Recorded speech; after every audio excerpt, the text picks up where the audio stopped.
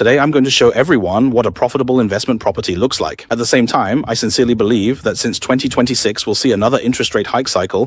If your investment property currently requires you to pay out of pocket, I really think you should be cautious because there may be more rate hikes in the future.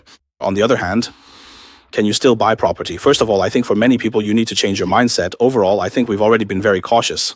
For example, you can look at what kind of properties we are buying now. This particular property was purchased for $640,000, and in less than half a year, its value has already increased by 10%. But that's not the main point. The key is that we are now listing this property for rent, targeting a weekly rent of $885. Yes, you heard that right. This rental yield is over 6%.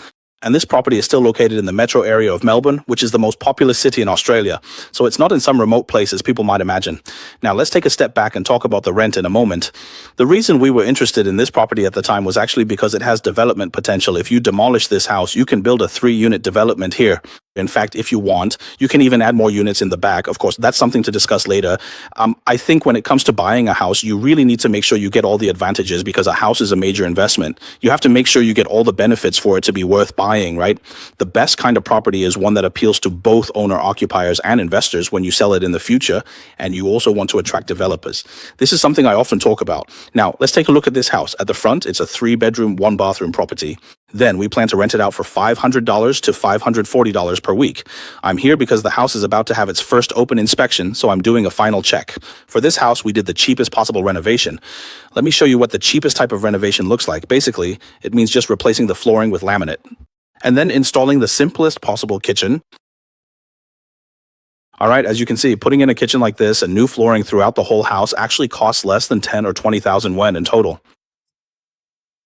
So what is the most expensive part of renovation? It's when you have to replace the plumbing and electrical systems. So you can see here in Melbourne, in this old neighborhood where I am now, when a house like this, almost half renovated, goes on the market, we set the price and rental strategy not at the highest level for this area. So at $540, we're very confident it can be rented out quickly.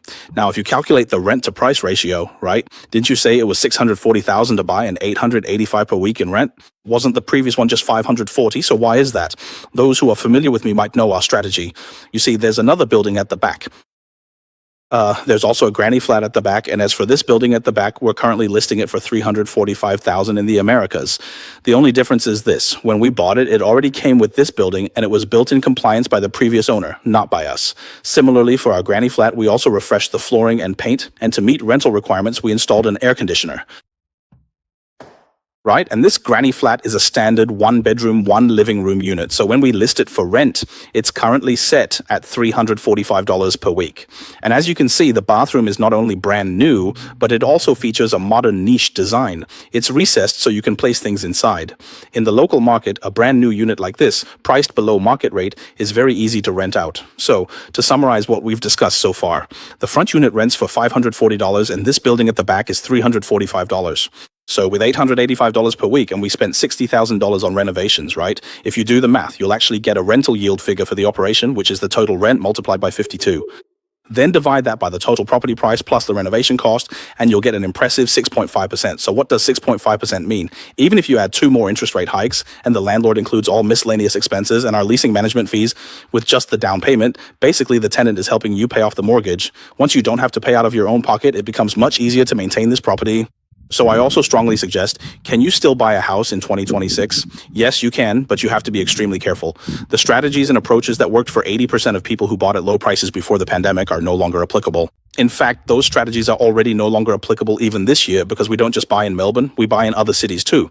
So I'm right on the front lines, and I know that many people who use the old strategies can't hold on anymore and have already started selling. However, I still see many Chinese people using the same mindset. They're rushing in again, and I think they'll end up being the ones left holding the bag with these kinds of properties. The only real drawback is that these properties can be hard to find because for houses like these, we usually buy them off market. Off market means the property hasn't even been listed yet, but since we tell the agents that we buy a lot, we're able to get them before they hit the market. But if your city isn't that hot and you're able to find this kind of opportunity, I think you should act quickly and buy it right away.